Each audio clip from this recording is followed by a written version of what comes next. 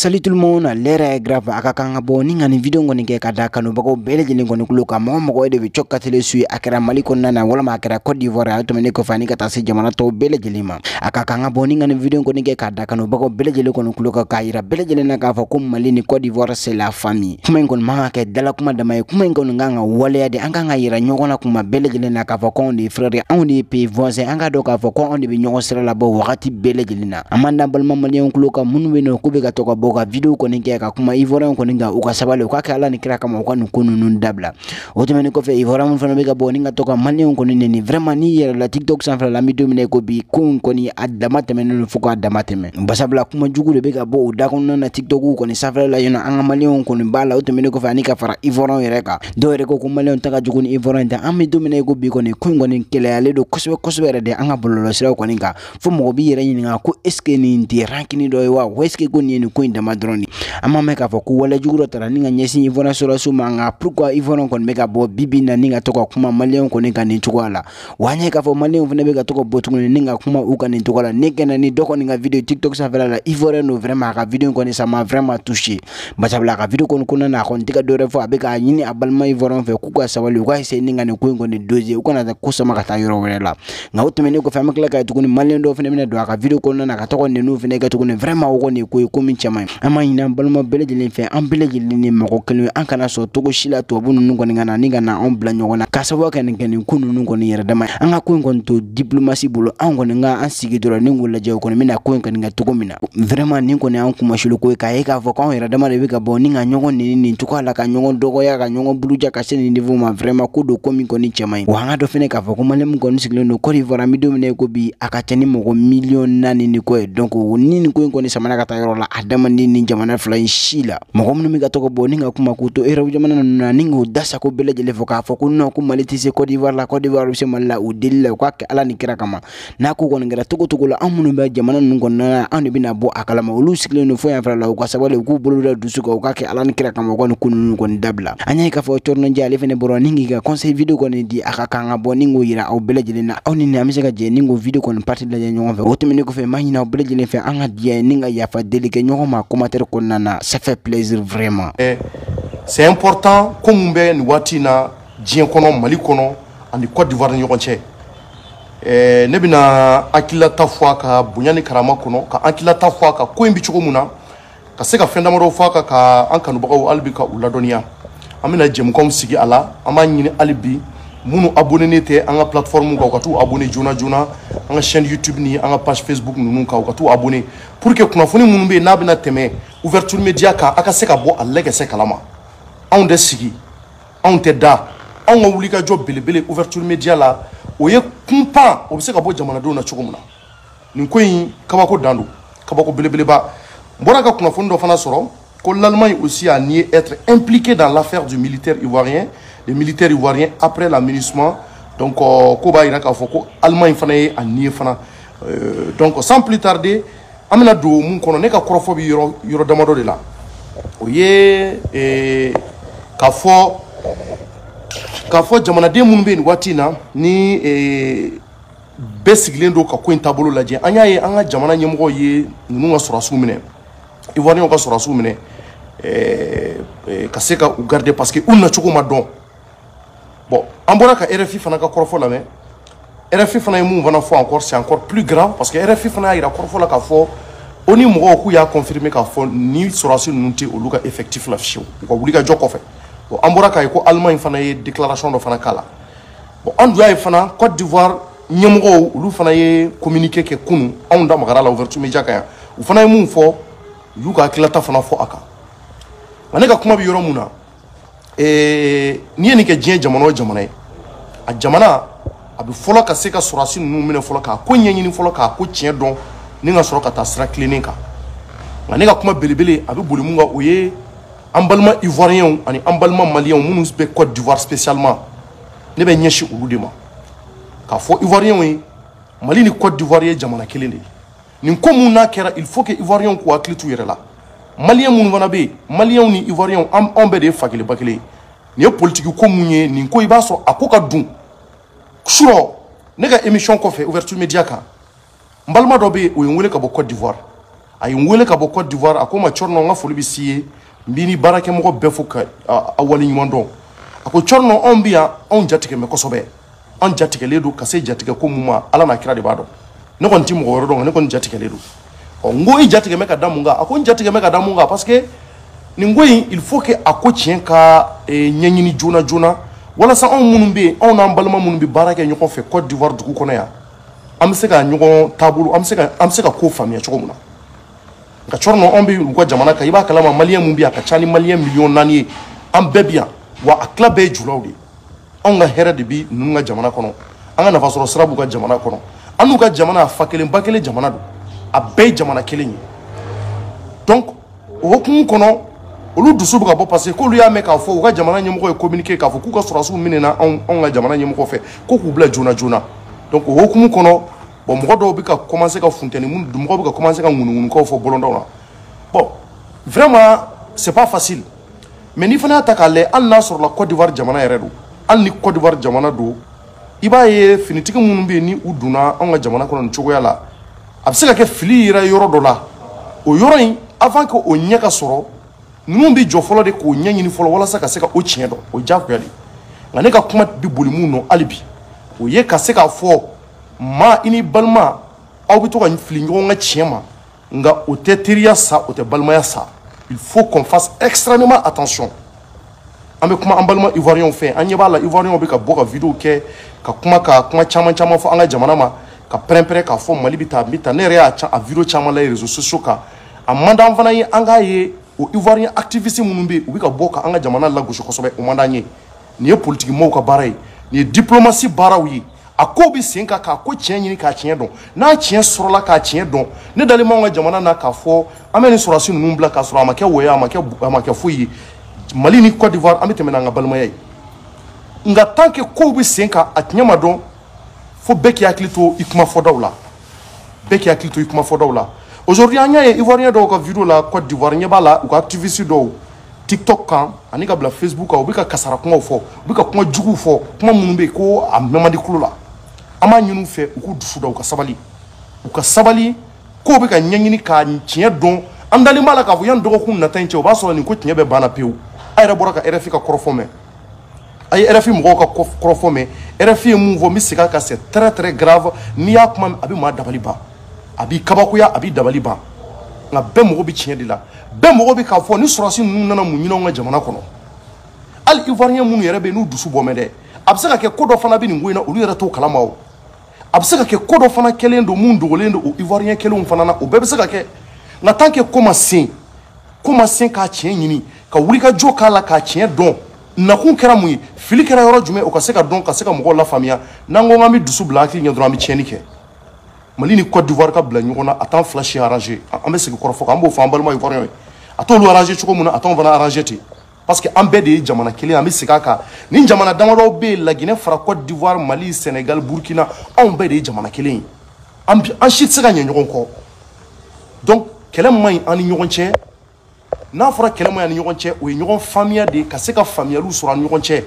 wulikajɔw de kɛlen don a ko la ka ko ɲɛɲini k'a tiɲɛ dɔn ka wulikajɔw k'a la k'a dɔn n'u nana sira mun kan jɔn de ye fili kɛ erreur kɛra yɔrɔ jumɛn na tari gafe minnu n'a cira o gafew de nana retard la wa walima maa minnu n'u donna u ka laɲini yɛrɛ kun ye mun ye o wulikajɔw de bɛ senna o de y'a to an ka jamana ɲɛmɔgɔ n'i y'a ta k'a lajɛ communiqué kɔnɔ a fɔra k'a bɛ di justice ma o kɔrɔ kiri tigɛbaw olu de bi wuli ka jɔ kɛ sisan k'a tiɲɛ ɲɛɲini k'a dɔn joni ma a jeni yɔrɔ fi yɔrɔ dɔ la o ka se ka faamuya donc an bɛ mun fɔ hali bi an balima ivoirien u k'u tɛgɛ don dusu kan on voit que tension mun bi ka wuli c'est très grave wa an bɛ kuma an fana balima activistes fɛ minnu bɛ réseaux sociaux kan surtout an balima minnu bɛ réseaux sociaux kan Facebook fara TikTok n'a critique karata kan an ka kuma ɲumanw bɔ an da kɔnɔ an ka kuma ɲɛnamaw bɔ an da kɔnɔ wa inshallah Mali ni Côte d'Ivoire ti bla ɲɔgɔnna foyi la o ti kɛ inshallah nin ko in tiɲɛ dɔrɔn de bɛ ɲini ka dɔn wa ni nin kɛra jamana ɲɛnama o jamana ɲɛnama kan ninnu bɛ minɛ fɔlɔ de k'a tiɲɛ ɲini k'a dɔn o la n'o kɛra kuma mun na mun kan ka fɔ a la o bɛ sɔrɔ ka fɔ jamana ɲuman si tɛ sɔn nin ka k'i ka jamana kɔnɔ o ye diyagoya de maa minnu nana an ka jamana ɲɛmɔgɔw kɔrɔfɔ la k'u nacogo ma dɔn olu ma gafe sɔrɔ wa an ka jamana ɲɛmɔgɔw ka communiqué la n'i y'a ta k'a lajɛ u ye kuma dɔ fɔ encore mun bɛ maa dabali ban k'olu kun ye Côte d'Ivoire ɲɛmɔgɔw wele k'u ko k'u t'a kalama o kɛra yan'u ka conseil in ka kɛ kunungo o kɔfɛ k'u ye weleli kɛ MINUSMA fana na olu fana seginna o kɔfɔ kelen kan mais o bɛ mɔgɔ dabali ban donc n'i y'o kɔfɔ sugu min i yɛrɛ jaabi tigɛ i b'a fɔ ah mais o tuma mun de bɛ yen o la i b'a ko ɲɛɲini ji ɲɛma jɔlen na o la mun kun dogolen don mɔgɔw la ka sɔrɔ ka bɔ ni o tiɲɛ ye k'o fɔ jamanadenw ye an bɛ kuma ivoiriyɛnw fɛ an b'a ɲini an balima ivoiriyɛnw fɛ k'u tɛgɛ da dusu ka kuma bɛ kuma la u ka sabali an bɛɛ de ye jamanaba ye Mali ye jamanaba ye cogo min na olu fana ka jamana ye jamanaba ye ten wa Afrique bɛɛ de ye jamana kelen ye k'a ta Mali la fo Afrique du Sud fo Congo nin bɛɛ ye jamana kelen de ye anw yɛrɛ damaw tɛ se ka bila ɲɔgɔn na k'a sababu kɛ fɛn ye nanzaraw tɛ se ka na anw yɛrɛ damaw kari ɲɔgɔn na k'a sababu kɛ fɛn wɛrɛ ye fo jateminɛw de ka kɛ wa an ka maa minnu fana bɛ yen minnu bɛ réseaux sociaux kan ni o ye bɔlɔlɔ ye bɛɛ k'i hakili to i kumacogo la c'est très important nin wagati in na ne bɛ n kan kɔrɔta n'a ye sanga ni waati bɛɛ n bɛ n kan kɔrɔta n'a ye mɔgɔw k'u hakili to u yɛrɛbakun na maliyɛn mun bɛ Côte d'Ivoire maa miliyɔn 4 walahi o tɛ kodenni ye o tɛ kodenni ye mɔgɔ miliyɔn 4 de sigilen don Côte d'Ivoire n'i ye Mali ta k'a lajɛ maliyɛn bɛ tunga la yɔrɔ mun na kosɛbɛ jateminɛw b'o la k'a fɔ k'o ye Côte d'Ivoire de an balimaw ka ca yen an balima minnu sigilen bɛ yen u ka ca u b'u ka nafolo ɲini na bon o hɛrɛ dɔ fana bɛ se Côte d'Ivoire ma malgré que olu bɛ nafolo ɲini na n'a nafa belebele bɛ don anw yɛrɛ ka jamana kɔnɔ yan mais an kana ɲinɛ k'a fɔ o nafa dɔ fana bɛ se Côte d'Ivoire fana ma o nafa bɛ se Côte d'Ivoire ma dɛ n'i ye Côte d'Ivoire fana développé ye ka taa ɲɛ a tila bɛɛ ye julaw ye dɛ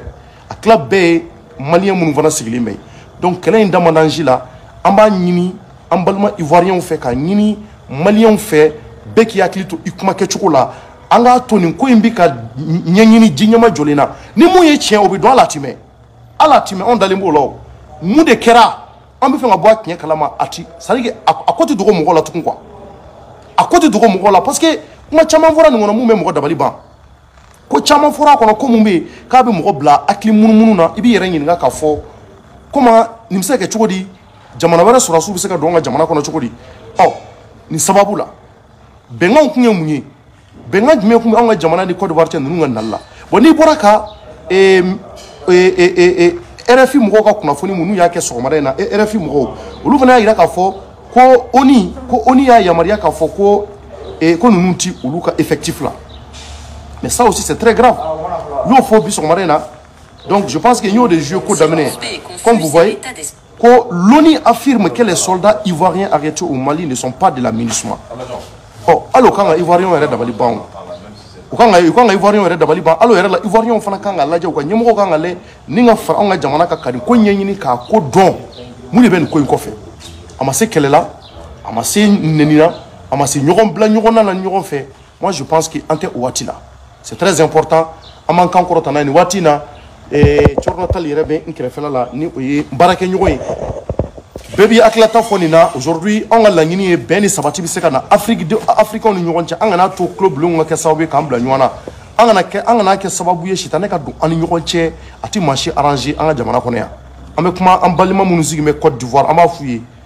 ko vraiment an b'u fo ka dɔ fara cɛsiri kan an balima ivoirien minnu fana bɛ yen u k'u hakili to u dalakanw na u k'u hakili to u ka kuma fɔtaw la an b'o waati de la sisan ne b'o de ɲini quoi parce que ni kuma bɛ fɔ a b'anw fana dusu bɔ anw fana minnu bɛ Mali kɔnɔ yan n'olu fana bɛ kuma baw fɔ ka anw fana dɔgɔya k'an ka Mali ka ɲɛmɔgɔw dɔgɔya ka kuma juguw fɔ a bɛ an fana dusu bɔ kosɛbɛ tant que ko mun tiɲɛ ma dɔn fɔlɔ mɔgɔ man ka dusu bila hakili ɲɛ a bɛ fɔ ten tɔ de bamanankan ɲuman na o ye tan ye dusu man ka bila hakili ɲɛ aw yɛrɛ bɛ ka kuma an t'a dɔn mun bɛ yen an kɔni ye an ka ɲɛmɔgɔ fila bɛɛ ka communiquer ye an ka Mali an ka ɲɛmɔgɔ ye communiquer kɛ olu fana ka ɲɛmɔgɔ ye communiquer kɛ bon bɛɛ bɛ t'i ka ɲɛmɔgɔ de kɔ fɔlɔ ka ko taabolo lajɛ ko tiɲɛ ye jumɛn ye n'i kɔrɔtɔra ka fɛn dɔ fɔ k'o jalatigɛ k'a sɔrɔ i t'a dɔn mun dogolen don mɔgɔw la i bɛ kuma fu a bɛ kɛ malo ye donc o de la mɔgɔw b'u dusu da ka ko taabolo lajɛ an bɛ fɛn ka ko tiɲɛ dɔn jɔn de bɛ fɛn ka jamana ninnu fila bila ɲɔgɔn na jɔn de bɛ fɛn ka Mali ni Côte d'Ivoire kari ɲɔgɔn na ala kan'o kɛ ala k'a n'a cɛ janya waati kɛ o t'an ka laɲini maliyɛn bɛ ivoirien fɛ o maa minnu bɛ pɛrɛn k'a fɔ ko non an ka sira tɛ ivoirien na a bɛ tan tɔ u ka président il faut que an ka fɛn kelen fɔ ivoirien fana ye diɲɛ jamana o jamana bɛ yen i b'a sɔrɔ maa ɲuman b'a kɔnɔ maa lankolon b'a kɔnɔ ça veut pas dire que ko maa kelen bɔra ka jɔ a ka téléphone kɔnɔ ka wuli ka ivoirien bɛɛ dɔgɔya ko kɔrɔ ko maliyɛn bɛɛ de ivoirien dɔgɔya dɛ il faut que mɔgɔw k'o faamuya il faut que fana maliyɛnw fana k'a dɔn ivoirien kelen fana n'o fana bɔra k'a da sago fɔ maliyɛnw ma ka kuma jugu fɔ ka ɲɛsin an ka jamana ma k'o kɔrɔ ko ivoirien bɛɛ de y'a fɔ ivoirien ani Mali ninnu bɛɛ de ye jamana kelen fa kelen ba kelen aw kelen ye anw ka jamanaw de nafasɔrɔ siraw ye kelen ye Sénégal ni Mali e k'a lajɛ ko 100 sarada la Mali ka nafasɔrɔ sira mun n'a bɛ bɔ Côte d'Ivoire à peu près 25%. 25% a caman bɛ bɔ Sénégal 25% 100 sarada la 25 o de bɛ bɔ Côte d'Ivoire jamana kan hali courant kelen kelen mun filɛ ni anw bɛ baara kɛ ni courant ye a nafa yɔrɔ caman bɛ bɔ Côte d'Ivoire de la Abidjan anw tɛ se ka ɲɛ ɲɔgɔn kɔ olu fana i b'a sɔrɔ u fana ka nafasɔrɔ sira dɔ fana b'an bolo yan an bɛɛ tɛ se ka ɲɛ ɲɔgɔn kɔ quoi donc faama minnu b'an bolo bi ala de ye olu garisɛgɛ bi Coronatal ko olu ka anw mara donc ni ala y'u garisɛgɛ k'an k'u mara an k'u ka baaraw lajɛ an ka dugawu kɛ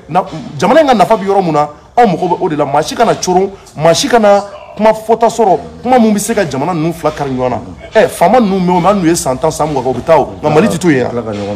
ɔ n'a fɔra ko kɛlɛ donna Mali ni Côte d'Ivoire ala k'an kisi o ma bon maa dɔ de bɛ réseau kan minnu bɛ fɛ ka tasuma don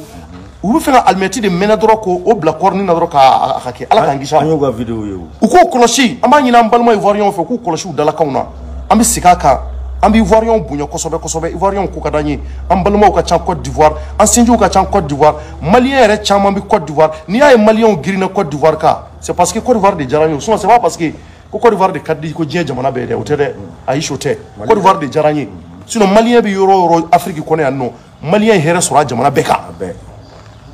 a jamana bɛɛ Guinée équatoriale lajɛ n'i ye Guinée équatoriale ta k'a lajɛ Maliyɛn de ye waritigi ye Guinée équatoriale n'i ye Congo ta k'a lajɛ Maliyɛn de ye waritigi ye Congo Coronatal n'i ye Afrique du Sud ta k'a lajɛ Maliyɛn de ye waritigi ye. Hali an filɛ Abidjan ko kuma min na Maliyɛn de ye waritigi ye Abidjan Maliyɛnw de ye waritigiw ye Abidjan wa Maliyɛn sɛbɛ de bɛ Maliyɛn na dusu de bɛ Maliyɛn na mais n'i y'a ye bi bi in na anw ka jamana yɛrɛ jula caman bɔra Mali kɔnɔ ka t'u sigi ni jamana wɛrɛ ninnu kan dɔwɛrɛ tɛ dɛ maracogo jugu de cayara an ka jamana kɔnɔ mauvaise gouvernance o tɛ jamanadenw nɔ ye o ye dirigeant minnu tɛmɛna an ka jamana kɔnɔ olu de nɔ don olu caman de m'u jɔ o jɔyɔrɔ la o de kɛra sababu ye julaw caman bɔra yan ka taa u ka nafasɔrɔ siraw ɲini jamana wɛrɛ kan nka o bɛɛ la Maliyɛn ma ɲina a yɛrɛ ka jamana kɔ Coronatal je pense que c'est important f'an k'o ɲɛfɔ mɔgɔw ka se ka o faamuya Maliyɛn ye baarakɛla de ye Maliyɛn tɛ kɛlɛkɛla ye Maliyɛn tɛ maa ŋaniya jugu ye Maliyɛn tɛ maa ye maa mun bɛ yen ko bɔnɛ kuma de ka d'a ye an b'o ɲini k'o ɲɛfɔ kosɛbɛ an balima Ivoiriyɛnw ka se k'o yɔrɔ faamuya mais aujourd'hui ne bɛ fɛ ka